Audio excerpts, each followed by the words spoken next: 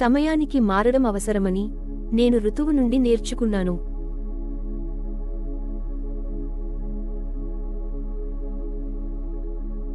నేను లేకపోతే నీకు ఏమి జరుగుతుందో అని ఎవరూ మన మీద జాలి చూపే పరిస్థితిలో మనం ఉండకూడదు.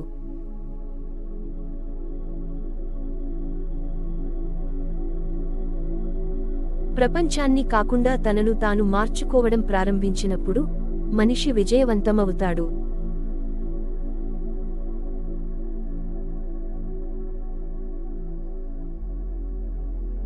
ఒంటరితనమే మన లక్ష్యాల వైపు మనల్ని ఆకర్షిస్తుంది.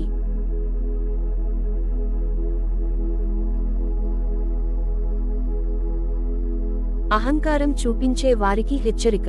అతి త్వరలోనే మీరు మీ నిజమైన స్థాయిని తెలుసుకుంటారు.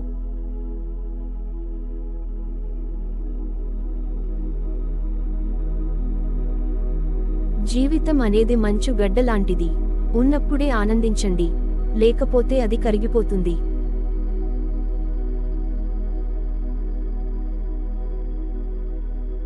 మొదట మీపై దృష్టి పెట్టండి, తర్వాత ఇతరులకు జ్ఞానాన్ని బోధించండి.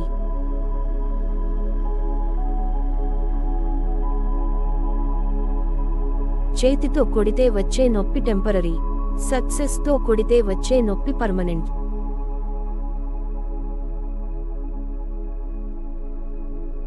ప్రతి సమస్యకు 3 పరిష్కారాలు ఉన్నాయి. అంగీకరించండి, మార్చండి లేదా వదిలివేయండి.